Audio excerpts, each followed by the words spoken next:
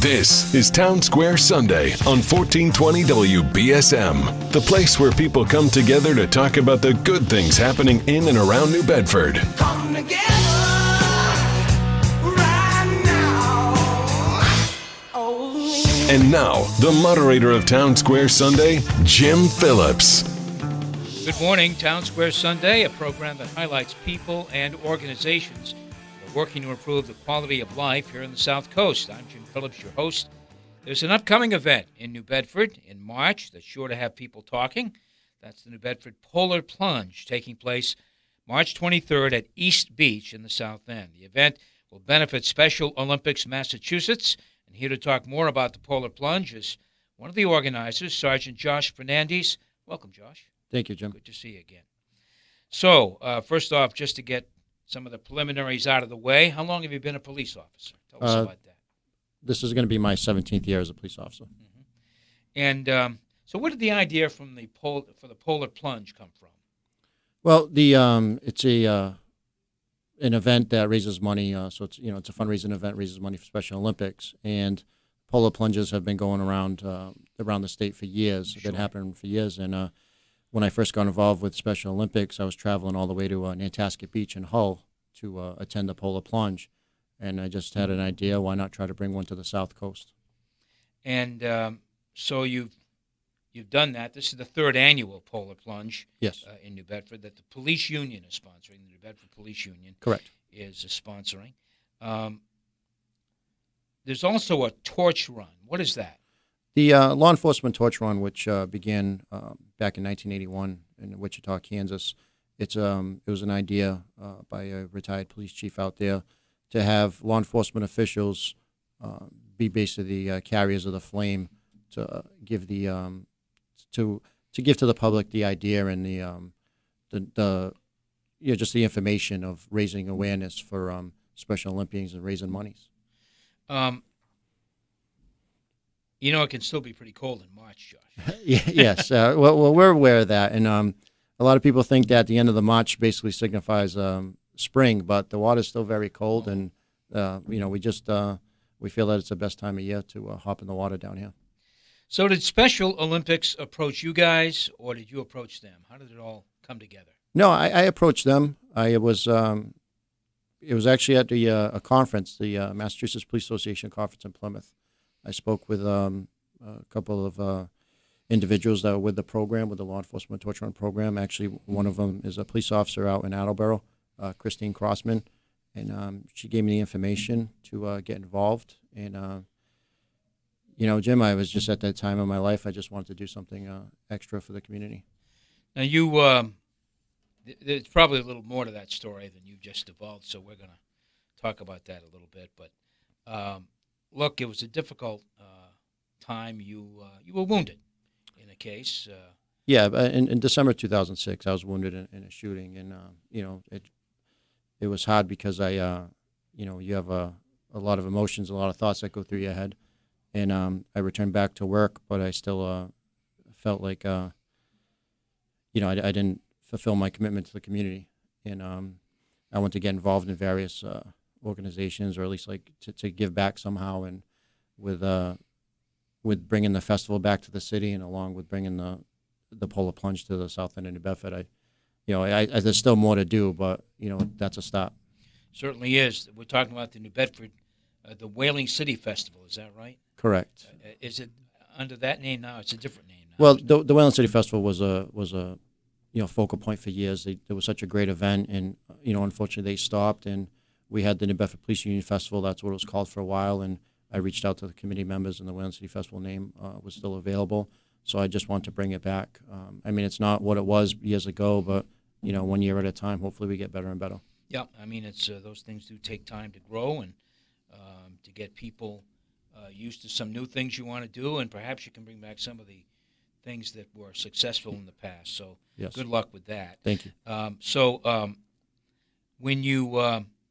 When we talk about the Special Olympics now, and we talk about this Polar Plunge, how was the turnout last year? We had about 125 plunges. We try to let the public know that 100% of the profits raised goes to Special Olympians.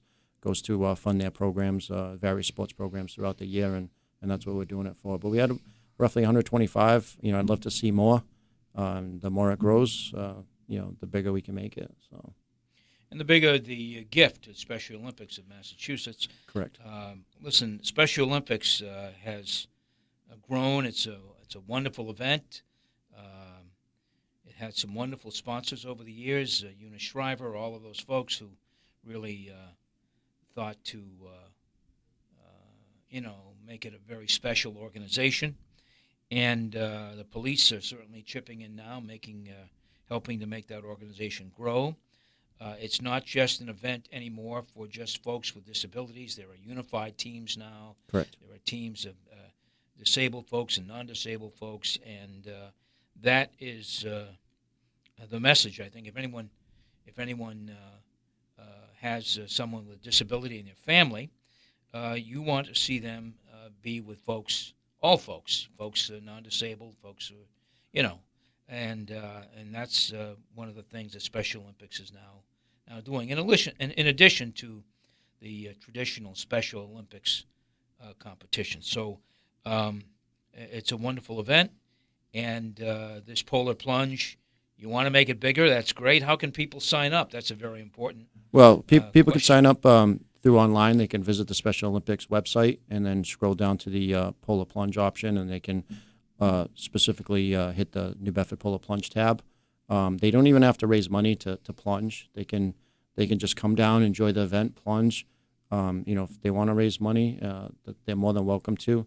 Last year alone, we raised almost $25,000 for the event. I mean, I had my sights set higher than that, and I was a little depressed after. But it's one day, 1 year at a time, and hopefully the message that gets out more to more people, whether through social media, through the radio, whatever the case might be. I just hope it raises awareness and we can raise more funds.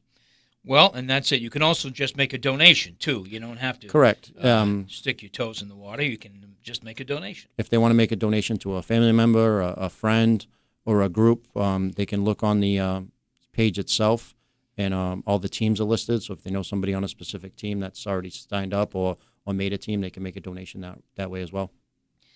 You're listening to Townsquare Sunday. My guest is Sergeant Josh Fernandez, who organized the New Bedford Polar Plunge. It'll be happening March 23rd at East Beach, the third annual New Bedford Polar Plunge, organized by the New Bedford Police Union. And anyone can sign up, really, to take a dip. There's no... Correct, and we're hoping you sign up, Jim. Okay. You're hoping I sign up? Yes. Well, that's interesting. This is one of the many... I'll move along. This is one of many such events to raise money for Special Olympics. I mean, polar plunges are happening. Correct. And they're affiliated with the Special Olympics? Yes. Okay. But there's so many more... other fundraisers that they've done, like truck pulls, plane pulls. They have this fundraiser called Cop on Top, where a group of police officers, basically lives on top of a building for a little while, and you have to, pledge money to get them down. So, it's all things that I'd love to bring to the South Coast, and hopefully down the road I can continue. Besides the plunge, will there be anything else going on at East Beach? Refreshments? Music. We have the community center, the Fort Tabor Community Center, as our headquarters. Yep. So after the plunge, there will be refreshments and food and whatnot. We had a couple of donations from Texas Roadhouse last year, and Domino's Pizza. Nelson at Domino's Pizza has always been great to us, and we're hoping we can maintain that relationship for this year as well. Now, the torch run, you mentioned that's in affiliation. Will you actually be running a torch to the beach, or what's that mean? No. It's just it's part of the organization, so it's just because the police union is sponsoring it and a lot of officers are involved. It's just part of that law enforcement torch run, which is that aspect is raising money for Special Olympics. Okay, great. And so that event will be this event obviously is raising money for Special Olympics Massachusetts. You can tell me, Josh, a lot of folks just stick their toe in and then go back. Yeah, I mean, the first year I did it out in Hull, I think I went up to my ankles because the water was so cold. But I've been braver since, and a lot of people just run right up to the water hits their feet and they run back out. But hey, still, I give them credit for doing it, and I'm very appreciative that they do it. What about your fellow police officers? You are getting yourself involved, and how many other officers are getting their feet wet on March 23rd? To be honest with you, I don't know how many did it last year, but there's so much going on. A lot of guys just volunteer their time to help with the safety, people crossing the street, or just security in general. So it's a group effort. Okay, and I know that the police union, as you mentioned, involved with the Whaling City Festival and also this event and other events. Can you? The police union also, there's a group of officers that ride with the Police Unity Tour, which rides from New Jersey to Washington, D.C. during Police Week in May, and they raise funds and money for not only the officers, the funds for the officers that have passed away in the line of duty, but to keep up with the National Law Enforcement Memorial itself in Washington, D.C. And what do you say to folks who, may be reluctant to get involved in this event because of cold or whatever? Well, you're recruiting people. You have a chance right here, right now. Well, Jim, to basically each his own. If they want to get involved, I'm happy that they do. If they're not interested, maybe they can just spread the word on social media. If they see a post, maybe share it. Maybe send it to someone who's interested. I mean, every little bit helps. And if that's what the extent of their involvement, I'm grateful for that.